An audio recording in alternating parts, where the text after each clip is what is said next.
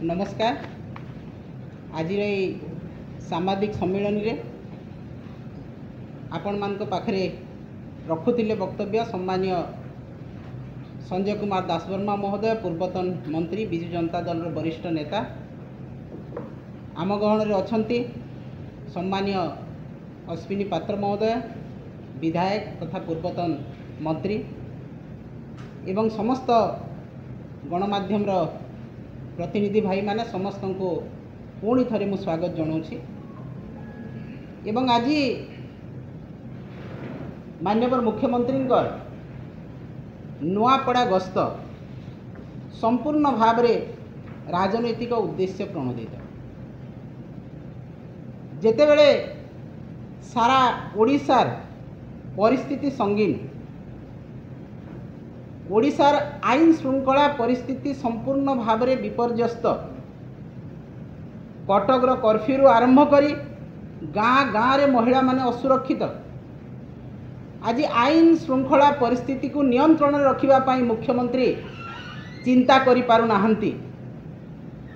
आज प्रत्येक दिन आपण माने देखिबे महिला गण दुष्कर्म शिकार होउछंती, हत्या राहजानी प्रत्येक दिन घटुछि।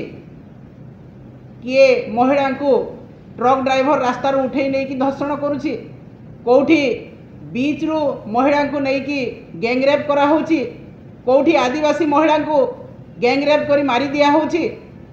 प्रत्येक दिन जिला मानकर यही घटना नियमित भाव में घटुछि एवं सरकार निदा विष्णु भलिया चुप होकर अछंती।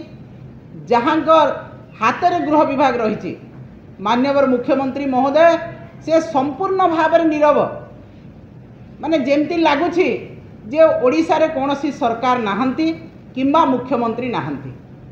जदि महिला माने जो राज्य रे असुरक्षित सेठी माँ को सम्मान देवा कथा कोठू आसिला। मुख्यमंत्री कहउचंती आमे लोकंक सरकार, मु लोकंक मुख्यमंत्री। जदि लोकंक मुख्यमंत्री ताहेले प्रत्येक दिन 15 जन महिला गण दुष्कर्म शिकार होउछंती, प्रत्येक दिन शिशु अपहरण होउछंती। राजरास्ता रे, बीच रे, होटेल रे, पार्क रे कोनोसी स्थान रे महिला सुरक्षित नहंती। कौन मुख्यमंत्री चेईकी शोइछंती ना जानी मध्य अजଣା रहुछंती? गृह विभाग तांको हाथ रे, पुलिस प्रशासन तांको हाथ रे, किंतु तथापि मध्य से कर्णपात करूनाहांती, बधिर होइकी बसिछंती। एवं आमे बारंबार सामाजिक सम्मेलन माध्यम रे एवं आंदोलन माध्यम रे सरकार को चेतैबाकू चाहूँ जे महिला मान को आपण सुरक्षा दियंतु। जो महिला माने ओडिया अस्मितार परिचय, जहाँ को आपण ओडिया अस्मिता कही एठू भोट जीतिथिले, से महिला मानन को सुरक्षा आपण देई पारु नाहंती। अत्यंत निंदनीय कथा।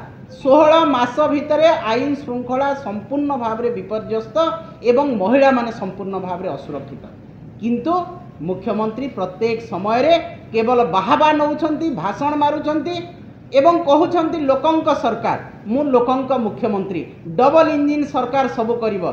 जो इंजिन डबल इंजिन थिला संपूर्ण भाव में वर्तमान अचल इंजिन रे परिणत होईछि। ना ऊपर इंजिन चालुछि ना तल इंजिन चालुछि, केवल राजनैतिक बयानबाजी। आज कटक भलिया गोटे शांतिपूर्ण सहर, जोटा भाईचारार सहर, सेठी आज कर्फ्यू एवं आज सांप्रदायिक दंगा कौन पाई? आपण कोठी अछंती? आपण राजनैतिक प्रचार रे गलेनी नुआपड़ा। जो दिन निर्वाचन कमिशन घोषणा करुछंती नुआपड़ा रे निर्वाचन हब, सेही समय मुख्यमंत्री जेकी निर्वाचनी प्रचार करुछंती एवं 1100 कोटी टंका घोषणा करुछंती। एइटा कौन? जेतेबेले आपण को निर्वाचन प्रचार आरंभ होउची, सेही समय निर्वाचन कमिशन कहूची निर्वाचन तारीख घोषणा करुची।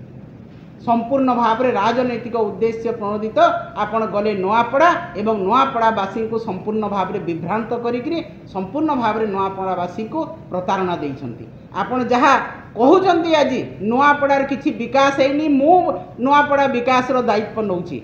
आपण जानिछंती नुआपड़ा 1993 मसीह एप्रिल 1 तारीख प्रबाद पुरुष विजु पट्टनायक जिला गठन करते। 2टा निर्वाचन मंडली को लेकिन गोटे जिला गठित है, जहाँकि संपूर्ण भाव में असंभव थिला एवं सेही नुआपड़ा जिला को आज आमर प्रिय नेता नवीन पट्टनायक महोदय पूर्वतन मुख्यमंत्री समस्त प्रकार सुविधा करिसंती। आज नुआपड़ा को देखिले पूर्व ओडिशार कौन सी गोटे भल डिस्ट्रिक्ट भाया जना पड़ी जहाँ अनुन्नत जिला बोलिक लोके कहूले ताकू संपूर्ण भाव में उन्नत जिले में नवीन पट्टनायक परिणत करिसंती। आज 5T स्कूल कराई प्रत्येक हाईस्कूल को आज कॉलेज निर्माण कराई। आपन जदि देखिबे जिला मुख्य चिकित्सालय आपन देखिले आश्चर्य होइजिबे एते बड़ चिकित्सालय तैयार कराई। डाक्तर थिले स्टाफ थिले सब किछि होतला किंतु वर्तमान ताहा मध्य खाली हो गलानी जेते बेले 15 मास भितरे संपूर्ण भाव में जिला मुख्य चिकित्सालय डाक्तर शून्य एवं तांकर जहा कर्मकर्ता अछंती काम करिया पई पीएन रु आरंभ करी तांकर थेरापिस्ट जहा अछंती किंबा आपन पैरामेडिकल स्टाफ केही नाहंती सेठी संपूर्ण भाव में बंद। एवं आज anganwadi centre Adarsh Vidyalaya CHC building girls hostel connecting road सबू किछि नवीन पट्टनायक ही करिसंती। संबलपुर रु नेकी